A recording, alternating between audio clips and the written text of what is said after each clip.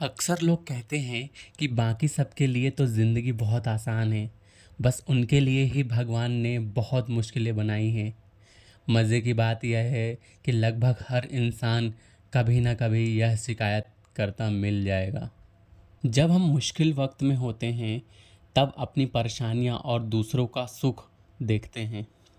लेकिन जब हम अच्छे वक्त में होते हैं, तब इसके लिए उस शक्ति का शुक्रिया अदा नहीं करते जो इस दुनिया को चलाती है। इंसानों की पहली सीढ़ी से ऐसा ही होता आया है।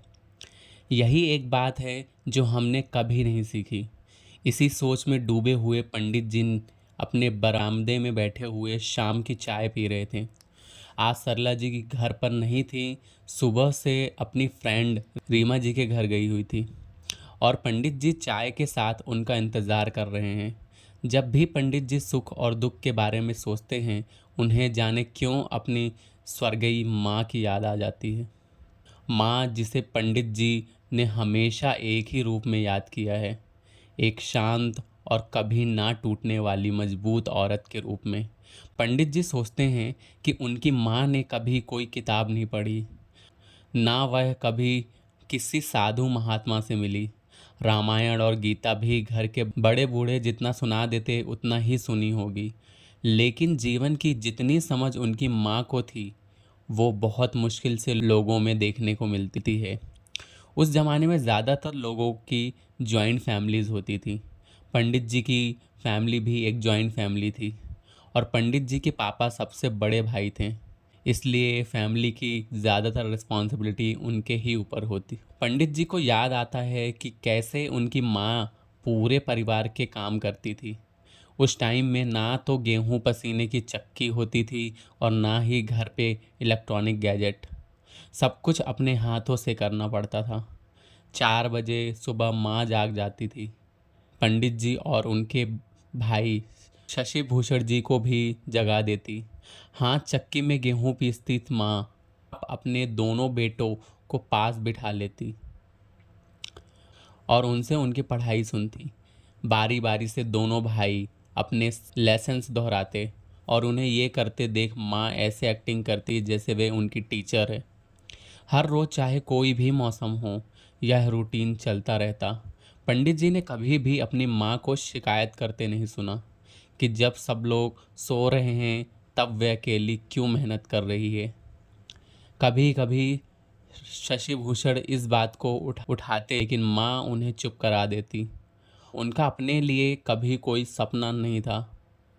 शायद किसी ने उनसे पूछने की ज़रूरत भी महसूस नहीं की कि वे अपने लिए क्या चाहती हैं।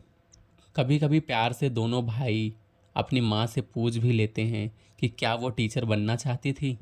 इस पर माँ हंस पड़ती और कहती कि मैं तुम दोनों की माँ हूँ और माँ से बड़ा टीचर कौन हो सकता है। माँ सबके नखरे उठाती है। कौन क्या खाएगा, क्या पहनेगा, इन सब की जिम्मेदारी भी माँ के ही सिर पर होती है। सुबह से शाम तक एक पैर पर खड़ी रहकर माँ पूरे घर में घूमती रहती, लेकिन कभी उनके चेहरे पर कोई शिकन नहीं आई। घर में कई मुश्किलें आई, लेकिन माँ हमेशा चट्टान की तरह पिताजी के पीछे खड़ी रहती। जाने कितने सुख दुख उन दोनों ने एक दूसरे के सहारे काट दिए, कितने शादी ब्याह और नामकरण। माँ ने कभी अपनी झोली बेचकर तो कभी अपना मन मारकर बचाए। पंडित जी को अच्छे से याद है कि जब उनकी नानी की डेथ हुई थी और वे लोग माँ के साथ ननिहाल गए थे, तब वहाँ बेतहाशा रोते माँ को माँ ने कैसे समझाया था, कैसे उन्हें कहा था कि उनके इस तरह रोने से नानी की आत्मा को शांति नहीं मिलेगी। और यह तब था जबकि नानी और माँ के बीच बहुत प्यार था। नानी के जाने पर माँ का इस तरह स्ट्रांग बने रहना बहुत इंस्पायरिंग था। जब दादी बीमार पड़ी थी, तब माँ ने एक छोटे बच्चे की तरह उनकी देखभाल की। हर वक्त उनके पास बैठी रहती, उनकी हर ज़रूरत का ख्याल रखती। दादी कभी कभी उन पर चिल्लाती, खाना फेंक देती, लेकिन माँ को मैंने कभी उनसे नाराज़ होते नहीं देखा। फैमिली में जितने भी मेंबर्स थे, वे सब माँ को फॉर ग्रांटेड लेते थे। कभी ये नहीं सोचते थे कि उनके आराम का टाइम है, या जो काम कोई भी कर सकता है वो माँ ही क्यों करे।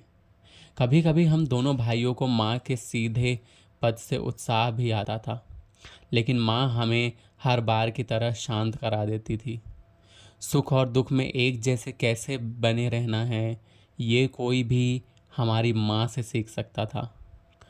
अफसोस कि जब तक इन बातों की समझ आई, बहुत वक्त बीत चुका था।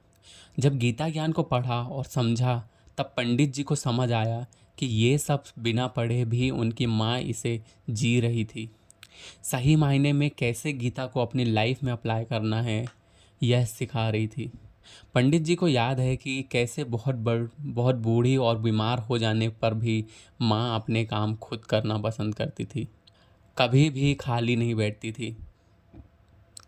कहती थी कि कर्म करते रहना ही जीना है। जिस दिन कर्म करना रुक जाएगा, उस दिन जीवन भी रुक जाएगा। यही सब आगे चलकर पंडित जी ने गीता ज्ञान से सीखा। अपनी माँ के बारे में सोचते हुए उन्हें भगवान श्री कृष्ण की गीता में कही यह बात याद आ गई।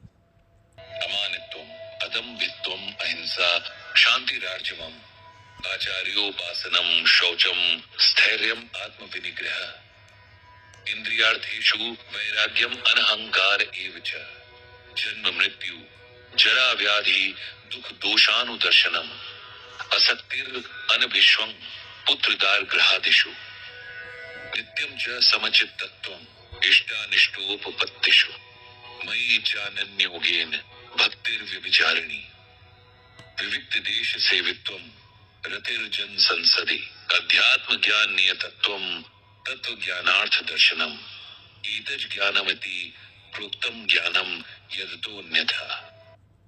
श्लोकों में भगवान श्री कृष्ण अर्जुन को ज्ञानी और अज्ञानी के बारे में बता रहे हैं।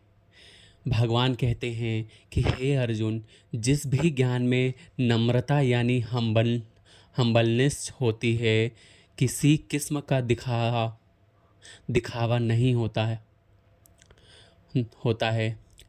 मन, वादे और कर्म से जो किसी को दुखी नहीं करता है, अहंकार रहित, उसके अंदर क्षमा, सादगी, गुरु की सेवा, मन और शरीर की शुद्धता, ठंडता और आत्म संयम यानी सेल्फ कंट्रोल होता है।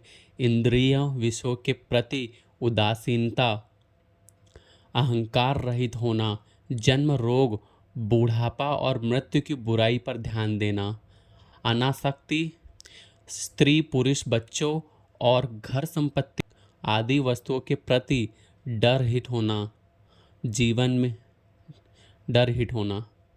जीवन में ऐसी घटनाएं जो हमें अच्छी लगती हैं या बस घटनाएं जो अच्छी नहीं लगती, ऐसी घटनाओं के प्रति संभव मेरे प्रति अन्याय और अवायरल भक्ति, एकांत स्थानों पर रहने की इच्छा, लौकिक समुदाय के प्रति विमुखता, आध्यात्मिकता, ज्ञान में स्थिरता और परम सत्य की तात्विकता खोज, ये सब गुण मौजूद हो, इन सबको मैं ज्ञानी घोषित करता हूँ।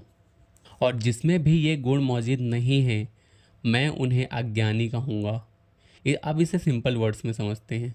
यहाँ भगवान ने कुछ गुण बताए हैं जिनसे ये डिसाइड होता है कि कौन ज्ञानी है और कौन अज्ञानी। हम यह सोचते हैं कि जिसके पास जितनी डिग्री होगी वो उतना ही बड़ा ज्ञानी होगा, लेकिन ऐसा नहीं है। भगवान ने ज्ञानी इंसान के जो गुण बताए हैं वो किताबी नॉलेज के बेस पर नहीं, बल्कि किसी के कैरेक्टर के बेस पर बताए हैं। भगवान कहते हैं कि हम्बलनेस यानी दूसरों को रिस्पेक्ट देना, दूसरों को कम से कम जानबूझकर दुख देना, दूसरों को माफ़ करने की ताकत, सिंप्लिसिटी और सेल्फ कंट्रोल होना जिस व्यक्ति में होता है वही व्यक्ति ज्ञानी होता है। जो अपनी सेंसेस को अपने कंट्रोल में रख सकता है, जिसे किसी इंसान या चीज़ का मोह नहीं होता, हर तरह की सिचुएशन में एक जैसा रहने की समझ, मेरे प्रति अनकंडीशनल भक्ति, ये नहीं कि कुछ अच्छा हो जाए तो भगवान की जय और कुछ बुरा हो जाए तो मुझसे यकीन ही उठ जाए। जिसको मेरे पास आने की इच्छा हो, ऐसे इंसान को मैं ज्ञानी कहूँगा, और जिसमें ये गुण नहीं है वो मेरे लिए अज्ञानी है। इस तरह से जब पंडित जी देखते हैं तो उन्हें अपनी माँ ज्ञानी ही लगती हैं, जिन्होंने बिना कुछ पढ़े या समझे भगवान की बातों को ना सिर्फ समझ लिया था बल्कि अपने जीवन में भी उतार लिया था। पंडित जी ये सब सोच ही रहे थे कि सरला जी आ गई। पंडित जी ने उनसे रीमा जी की हालचाल पूछी और फिर वे दोनों अंदर चले गए।